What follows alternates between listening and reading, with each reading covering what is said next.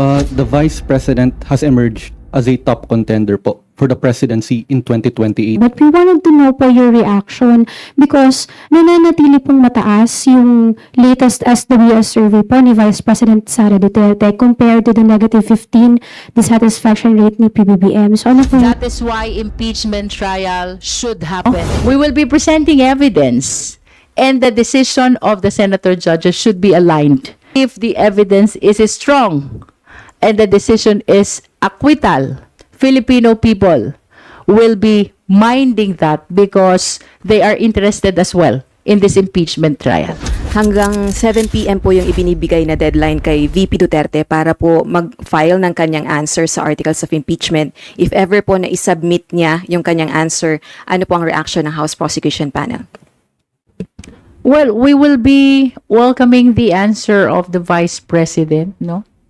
Remember, ang mga allegation of offenses in the current articles of impeachment is almost similar to the allegation of offenses in the articles of impeachment back in the 19th Congress. Suffice it to say, ang tagal na po na naghihintay ng taong bayan ng kasagutan ng ating Vice Presidente. And even us, the 11 prosecutors, are looking forward to see the answers of the Vice President to this allegation of offenses. So for us, itong araw na ito, finally, makikita na natin ang kasagutan ng ating Vice Presidente. Let us recall that during the Justice Committee proceeding, wala po tayong nakuhang responsive answer to the allegations of offenses. Those which were alleged in their answer are all constitutional issues which are still pending before the Supreme Court, no? Ang gusto po sana namin, which I believe ito rin ang inaasahan ng taong bayan, yung mismong kasagutan sa usapin ng threat, kasagutan sa usapin ng misuse of confidential fund, kasagutan dito sa usapin ng unexplained wealth and non-disclosure to SALN, at yung kasagutan din sa usapin ng bribery. Ang gusto po sana natin, answer which respond directly, totoong tumutugon sa mga aligasyon na nilalaman ng articles of impeachment. And we believe na maging ang taong bayan ay matagal nang hinihintay ang kasagutan ng Vice Presidente. Alright. Nung 19th Congress po kasi, sabi nyo nga po kanina, almost similar po yung complaint nung 19th Congress at saka ngayong 20th Congress. Does that mean, are you expecting a different answer from the camp of the Vice President? We are hoping for a different answer, no? Kung babalikan nyo yung answer dun sa first impeachment complaint 19 Congress at saka yung answer sa Justice Committee dito sa current impeachment process, hindi na nagkakalayo. All issues of due process, constitutional questions, no? This time around, we are hoping na finally makita natin ano ang paliwanag ng Vice Presidente sa mga aligasyon na noon pang 19th Congress ay hinihintay na ng taong bayan. What if ganun pa rin po ang response, questioning the process, the impeachment process in the House of Representatives? Ano pong magiging tugon nyo po? I-maximize nyo po rin po ba yung... Them can decide what defense they will raise to the allegations of offenses, no? And our reaction to that will be to respond by way of reply to their answer and look forward to the conduct of the pre-trial conference and ultimately trial. Ang matagal na pong hinihintay ng taong bayan ay ang makita ang bawat ebidensya na sumusuporta sa mga aligasyon laban sa Vice Presidente, at ito naman po ay mandato ng konstitusyon. So I hope magtuloy-tuloy na po at dumating na po tayo sa presentation of evidence, which is the meaning of trial. Pag sinabi natin pong trial, ilalatag na ang mga ebidensya. And on the basis of the presentation of that evidence, of course, the senator judges will be rendering judgment. And by judgment, dalawa lang po yan. It's either conviction or acquittal. Our rule does not provide for remand. Our rule does not provide for dismissal. Our rule does not provide for clarification. Dalawa lamang po ang nakasaad sa rules of impeachment ng Senado. It is either conviction or acquittal, wala na pong iba.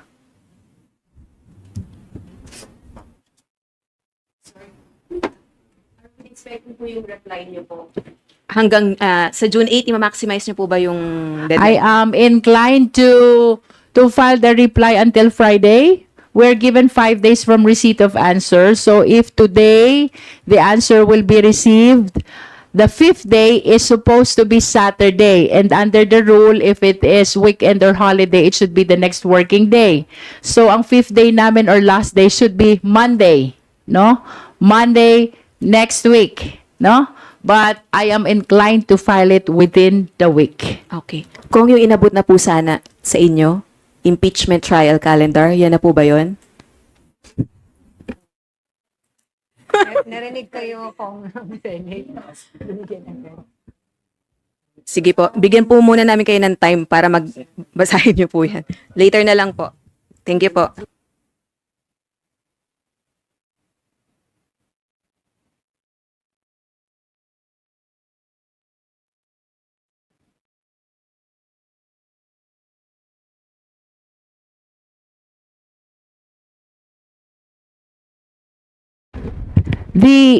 The timeline that is provided in this document is actually almost the same nung naririnig natin sa news report. June 15 for pre-trial conference, no? Where we are supposed to submit also our pre-trial brief, no? Yung pre-trial brief po, parehas magsasubmit ang prosecution at saka ang defense.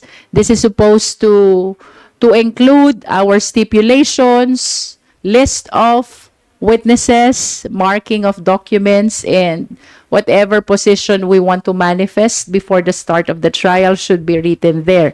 No, in between the pre-trial conference and the issuance of pre-trial order, doon po dapat mangyari yung marking of exhibits, no?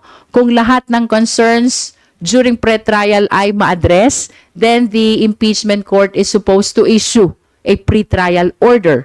At ito pong pre-trial order na ito, this is binding to both the prosecution and to the defense, which means ito po ang masusunod during the trial.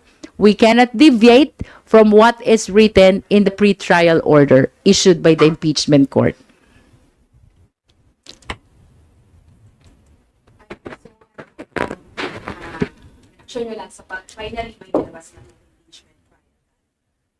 Because I'm not sure if this is official. Is this official? Okay, regardless of the timeline na naririto, I am more concerned about the official notice which we're supposed to receive from the impeachment court. To this date, wala pa po kaming natatanggap na official notice. I am amenable to this because this timeline is consistent with the period for filing answer, period for filing reply, the conduct of pre-trial conference, but of course that July 6, if ever it will be reconsidered, it should be earlier and not later.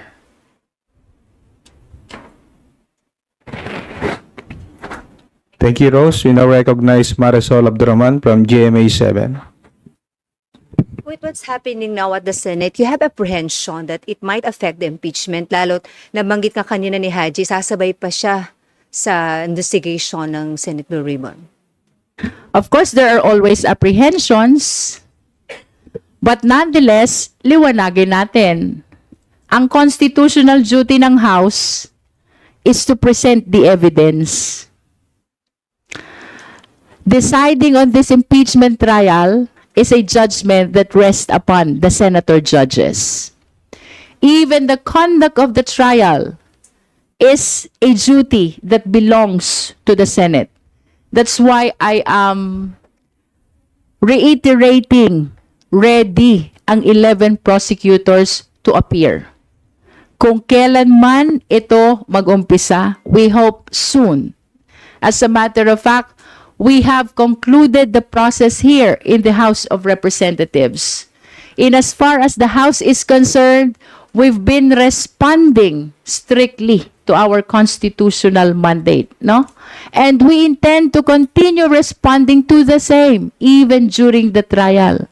And we look forward na sana itong mga dates na lumalabas sa media, the June 15 pre-trial conference, the July 6 first schedule of trial, sana magtuloy-tuloy na because this is what the mandate, constitutional mandate provides. No less than the sister of the president, na Noel, do you share the same thoughts na parang diversionary tactic lang daw ito sa impeachment? Yes, that is just a diversionary tactic, no? As a matter of fact, wala ngang discussion dito about the no election eh, 'di ba? So, our focus is simple. Legislation on the priority measures and preparation for the impeachment. Yung mga pronouncement ni Senator Amy, I don't know where she got that, but in as far as I am concerned, because I can speak only for myself, wala pong mga ganyang discussion dito sa House of Representatives.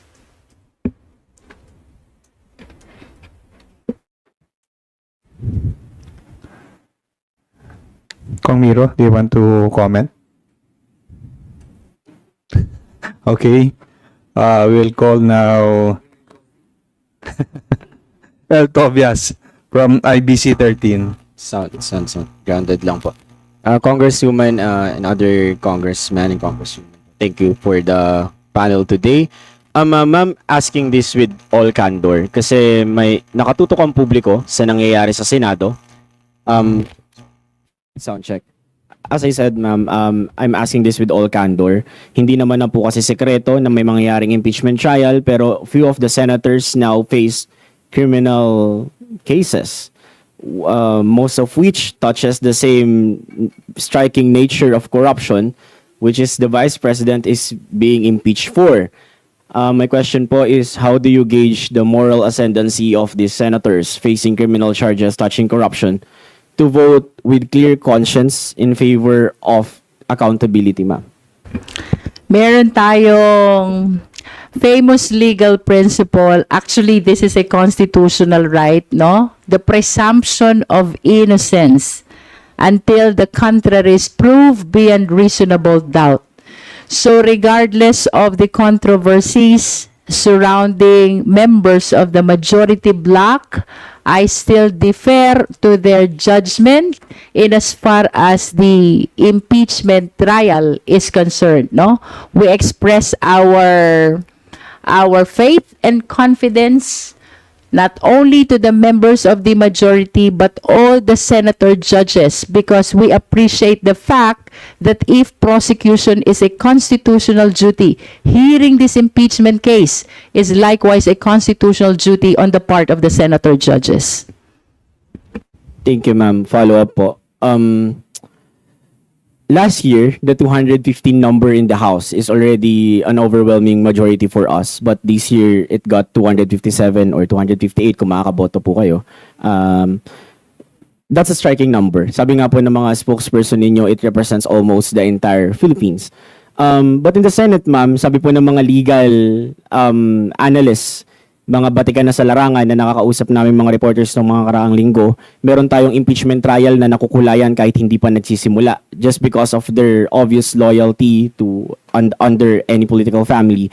But how confident are you, ma'am, na katulad na nangyari sa House ngayon, the Senate will be moved and the freshly printed paper of your evidences will cut deep enough to the conscience of the senator judges?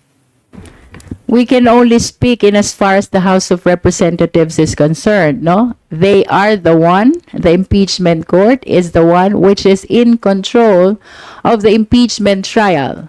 But let me remind the public that the sovereign Filipino people is keenly observing what is happening, no? Including everything that is happening in the Senate, no? So I hope that all of us will be very much conscious and sensitive in responding to our constitutional mandate, no? This is a constitutional process, a power that was given to the sovereign Filipino people. We are here only to represent the interest of the Filipino people, and I believe that this should happen because this is a mandate of transparency and accountability in the Constitution. Last question from my end po. On a recent Octa Research survey, ma'am, sent this morning lang po, said the support for Senate impeachment trial rose from 69% in March to 74% this April. Position highest in Mindanao at 41%, but in total, ma'am, 74% of the Filipinos said yes for the impeachment trial. Your reaction po? Well, we welcome that survey, no? It only validates what we believe is the demand of the Filipino people now. At nakikita naman natin yon in what is happening around, na ang gusto talaga ng taong bayan ay magtuloy-tuloy itong impeachment trial. And this is what accountability mechanism is all about. So we're happy and we welcome that 74% survey in favor of holding the impeachment trial. Thank you, Earl. Kenneth Basilio from Philippine Daily Inquirer. Please proceed. Yun, hello. Magandang tanghali po. Yung question ko po para kay Kong Jinky po, impeachment related. Ma'am, how will the prosecution panel reply to Vice President Duterte's response if she ever files a response? If she again seeks a dismissal of the case, as what happened last year? Definitely, if there will be move or request towards the dismissal of the impeachment complaint, i-oppose namin yun. I said it earlier that the Senate rules on impeachment does not speak about dismissal. The rules neither speak about remand nor about clarification. Ang sinasabi lamang po ng Senate rules on impeachment, trial. And after trial, the judgment is either conviction or acquittal. So to your question, kung may motion to dismiss or if the allegations are tantamount to a motion to dismiss, we will definitely oppose that. Okay po. The Vice President has emerged as a top contender po for the presidency in 2028. Does she possess po ba the traits or qualities expected of a presidentiable? That is why impeachment trial should happen. Because considering that she has pronounced already her intention to run for president in 2028, this impeachment trial will help the sovereign Filipino decide whether or not she deserves the faith and confidence of the electorate. In your opinion po, is she fit to be president given the corruption issues, constitutional violation issues hounding her? She was impeached twice over already. What do you think, does that speak of her fitness to be the president? Well, we understand that we've been expressing about the strong articles of impeachment against the vice president. I have reservation in as far as the defense is concerned. Wala pa tayong nakita even a single piece of their evidence. Wala pa tayong narinig even a single response to the allegations of offenses. So, to your question, I cannot answer that until and unless I've seen the defense presented by the Vice President. Last question po. You are now the lead prosecutor po for the impeachment trial. Are you somehow motivated na nga rin beyond accountability measures na nga rin? Are you motivated to present the case to help the Filipino public to a judge if Vice President Duterte is fit to be president? Thank you. I am not simply motivated. I am bound by my constitutional duty. As I've been saying, this is not a question of choice. Hindi po ito issue ng gusto ba namin o ayaw namin.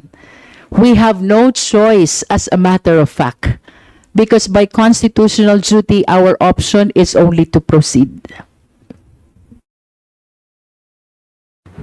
Are there any additional comments from our resource persons?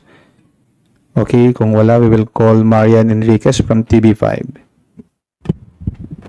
Good afternoon po. Chair Luistro, you mentioned po last week, I guess, na 25 na po yung mga testigo po na nasa inyong listahan, including hostile witnesses. Kasama po ba dito, no, na iniimbitahan natin during the 19th Congress din na lumabas sina Attorney Powa, Reynold Monsayak, and even Attorney Zulaika Lopez? I cannot comment to that yet. The least I can say, we are considering to move for the issuance of subpoena to some officials of DepEd and OVP. But as to who these officials are, we cannot disclose them yet. Kung hindi po nawawala rin yung ugong ng kudeta sa Senado, no? Yung possibility po na magkaroon ng change po sa leadership. Paano po yung nakikita yung epekto nito, lalo na kung ito pong lumabas na nakita nating schedule is, from yung current ngayon na leadership? Well, ang sa akin naman, so long as hindi madidelay ang impeachment trial, it is not really a concern as to who are in the majority and who are in the minority, who will be presiding and who will not be presiding, no? I think the mandate of the Constitution is clear, trial forthwith.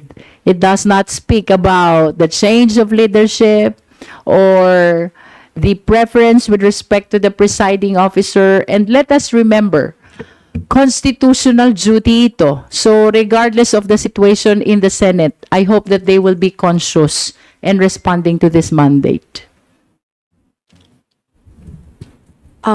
Sa inyo na rin po lahat na Kongs who want to answer. Would you like to comment po doon sa force majeure remarks po ni Senator Robin Padilla? And kanina po, naglabas pa po siya ng bago na namang statement. He even said na iba talaga yung pangangatwiran ng genius, highest level ng pagkapiloso po. Sakali niyo na lang itanong ko si Senator Bato, ay ayaw ba magtrabaho o hindi pinapayagan makapagtrabaho?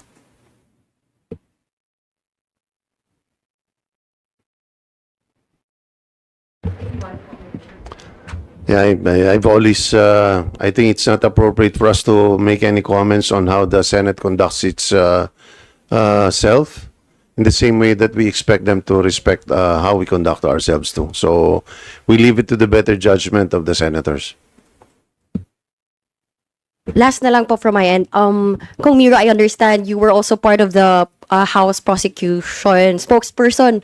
Spokes po kayo before during the Corona trial. Will natap po ba kayo to help with the panel, the prosecution panel?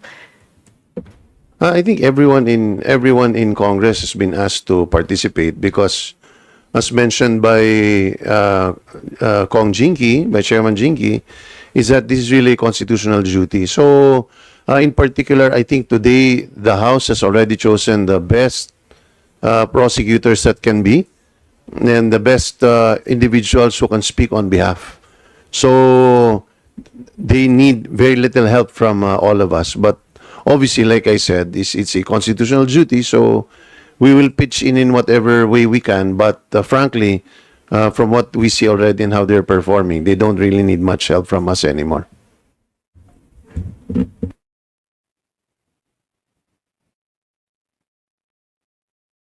Natap din po ba kayo to be spokes or, Thank you, Ms. Marian. Actually, as I want to echo yung sinabi po ni Chair Kimbo, no, I think yung team na nabuo, they are already well-versed, nakapag-aral na po sila. On our part po, kasi hindi lamang naman po impeachment ang focus na gusto natin. Kami bilang part po ng Rules Committee, yun naman po ang assignment namin. Tutukan namin yung mga priority legislation, sundan po namin to make sure din po that bills that are important para po sa ating mga kababayan ay maipasa po namin. Especially, tutok po talaga kami sa lahat ng mga LEDAC measures para at least bago po mag-break, marami na pong accomplishments ang maire-report po ang House of Representatives.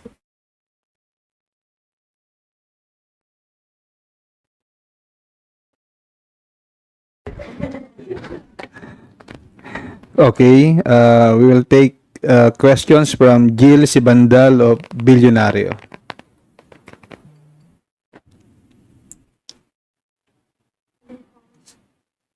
Check. Hello, Kongs. Good day po.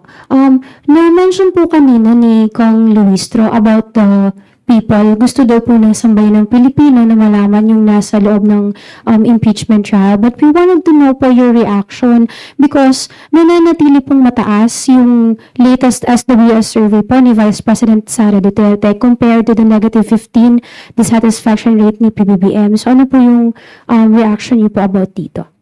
Well, for me, it only shows that even those people who believe with the Vice President are very much interested to know what is this impeachment trial, what this impeachment trial would bring, no? Kasi this is not just a concern of those who are against her. This is also a concern of those who are supporting her. Because remember, this impeachment trial have two possible scenarios. It's either conviction or acquittal. And by acquittal, the process will be able to clean the Vice President from all the allegations against her, no? So, how to reconcile that, the trust rating of the Vice President with the 74% who are in favor of the impeachment trial? This is my opinion. I believe that even those who supports the Vice President wanted this impeachment to clean her from all the allegations. Thank you, Gil. Bibian Gulia from ABS-CBN2. Good afternoon, Kong Jervil. Hi. Ma'am, earlier you mentioned that there are apprehensions amid the developments in the Senate. Can you specify lang po ano-ano po yung apprehensions na ito? Apprehensions like what happened in the first impeachment back in 19 Congress, no? When it was remanded to the House of Representatives, and then later it was archived, and then ultimately it was declared unconstitutional by the Supreme Court, no? Having that kind of experience during the first impeachment process, because I was part already of the prosecution team during that time. Of course, I cannot remove those apprehensions concerning the current impeachment process. Do you see this possibly happening this time around again? Possibility. Of course, we're acknowledging the possibility, but we are inclined to be more positive and forward-looking this time. Dahil nag-convene na naman ang impeachment court, they are considering some dates about pre-trial conference and trial. So, we wanted to believe na tuloy-tuloy na ito. And then, meron pong, as mentioned earlier, merong mga cases na kinakaharap po yung ilang senator judges. How do you see this affecting the conduct of the trial? Dalawa po, so far. Well, for me, I do not consider those cases against the senator judges as related in any way to this impeachment proceeding. Iba yun, no? Those are separate and distinct from this impeachment process. And as I have said, they have constitutional right to be presumed innocent until the contrary is proved. So, yung aming pagkilala sa mga senator judges, whether or not they have pending cases, should be the same, no? we express again our faith and confidence to all of them as the senator judges of this upcoming impeachment trial. Yes, ma'am. But in terms of the numbers, kasi syempre, kailangan ng 16 votes to convict, 13 to have a quorum to hold trial. May epekto po ba ito? Well, of course, alam natin yon na 16 ang kailangan to get a conviction, no? But that is beyond our duty already. As far as we are concerned, our constitutional duty is to present evidence. And it is for the senator judges to decide whether to acquit or to convict. But let us remind the public, we are aware that the sovereign Filipino people will be keenly observing what will be happening in this impeachment trial. And for us in the prosecution, we are aware that we are likewise responsible to the Filipino people in the same way that the senator judges will be responsible with regards to the decision that they will be making to this impeachment trial, no? We will be presenting evidence, and the decision of the senator judges should be aligned to the evidence that was presented or which will be presented by the prosecution. If the evidence is strong and the decision is acquittal, I think the Filipino people will be minding that because they are interested as well in this impeachment trial. And then clarification on the target date of submission ng prosecution, ito pong answer to the, or reply to the Vice President's answer. Will it be accurate to say that the prosecution will submit reply ahead of the June 8 deadline? But Friday, you mentioned Friday kasi ma'am, I wonder if may office po ba ang Senate ng Friday, or do you target to submit it on Thursday? Holiday ba sa Friday? Oh. Well, the least I can say, deadline for reply is June 8. Pero kung kakayanin, I would want it to be submitted earlier, possibly this week. And then without naming the private prosecutors, can we know kung ilan po yung target ng prosecution na number of private prosecutors na i-enter sa Senate? I cannot tell that yet, no? Kasi we're still evaluating, assessing the need for private prosecutors in as far as entering appearance is concerned. Last question po sa ating House Assistant Majority Leaders. Yung relationship between the Senate minority and majority, last week we saw that the lack of quorum led to may mga nag-walk out, etc. So how do you see that affecting our LEDAC priority measures? Are you optimistic na kaya po itong matapos? I wish. Sana maitawid natin yung mga LEDAC measures. I mean, these are circumstances that the public is keenly observing. I hope it doesn't stand in the way of work. We have to remember at all times we have to keep work at the center, and center is and work is really legislation. So there are LEDAC measures for a reason, because they're a priority of the executive and the legislature. So with a meeting of the minds as to the importance of these bills, and so it's incumbent on both chambers to actually push legislation to make sure they're enacted. Same, charot. Hindi, opo. So sana po maging para lang po medyo light tayo, no? Syempre, lahat din po tayo nakaabang. At we trust po na our leaders will find a way para ma-resolve din po nila yung mga kaganapan po sa Senado. At syempre kami po ay handa na laging makipagtulungan po sa ating mga senador. Ako is confident ako na pinakita ng House that we can perform both our constitutional duty relative to the impeachment and at the same time our given mandate, our main mandate, which is to pass the legislation o mga batas na kinakailangan talaga ng taong bayan, na ipakita namin na kaya namin ipagsabay yon. So, sa tingin naman din namin sa nakaraan is that the Senate has always been able to carry out and deliver its mandate. So, nagtitiwala kami na kung base sa kasaysayan at base na rin sa nagagawa namin dito, ay magagawa din nilang magampanan yung legislative functions ng Senado. despite whatever situation that it may be going through, I think that the Senate has always come to fore and has always been able to establish that it can carry out these twin mandates. Thank you, Vivian. From Net 25, Eden Santos is now recognized.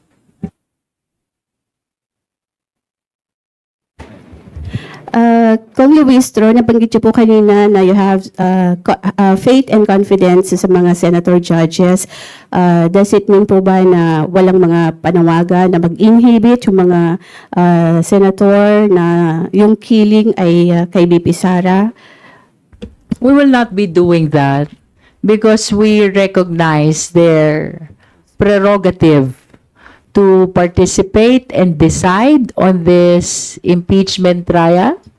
If ever there will be inhibition, definitely it will not come from us. I don't know where it will come from. Pero pwede pong magpa-inhibit if in case, hindi lang sa inyo manggagaling. Well, I don't know because this is a constitutional duty. I don't think that inhibition will be proper here. From 1 to 10 po, gaano tayo ka-confident na makuha natin dito sa impeachment trial ay conviction kung sinasabi ninyo na may dalawang senaryo nga, either ma-convict or ma-acquit? Hindi po natin masasagot yan hanggat hindi po natin nakikita ang ebidensya ng depensa. Remember, wala pa po tayong naririnig na sagot na tumutugon talaga dun sa allegation of offenses. In the same way, wala pa po tayo nakikita ni katiting na ebidensya galing po sa defense team. But based on your own evidence, hindi po ba kayo confident na ma-convict ang BP? You know, in a trial, it is always two-way. May prosecution at meron ding defense. We need to see the defense. Thank you po. Thank you, Eden. Before we conclude, are there any remaining or final questions from the media? If none, we will hear the closing remarks of our resource persons. Ma'am Jinky.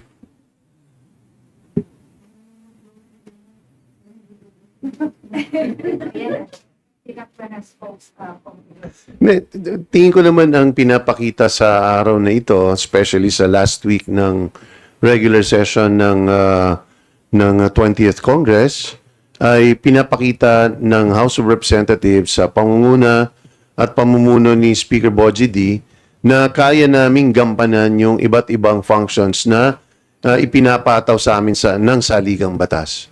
Patuloy kaming inaararo ang lupa para lumabas ang mga tamang tanim pagdating sa legislation at nakikita natin na for various issues na talagang kinakailangan ma-address, whether in terms of the economy, whether in terms of yung karapatan ng mga ordinaryong mamamayan, transparency and accountability ay ginagawa namin. Yet at the same time, ginagawa rin yung constitutional duty pagdating sa Article 11, Section 2 ng Saligang Batas on impeachment. So, yun ang tingin ko parang gusto nating mai-report sa taong bayan na you have a functioning and working Congress at regardless of how many things that will be going on at the same time, we will never shirk and we will never shy away from our responsibility and carrying this out, especially under the leadership of Speaker Bogie D. So sa inyo lahat po, magandang umaga. Maraming salamat po. Thank you. Gusto lang ulitin pasalamatan ng ating guest, House Committee on Justice Chairperson and Batangas 2nd District Representative, Attorney General Jinky Beatrix Luistro, Ways and Means Committee Chairperson and Marikina 2nd District Representative, Attorney Miro S. Kimbo, House Assistant Majority Leader and Bataan 1st District Representative, Attorney Antonino B. Roman III, and House Assistant Majority Leader in Bulacan 5th District Representative, Attorney Agata Paula Agay Cruz, for joining us this afternoon. To everyone, maraming salamat po. Magandang tanghali.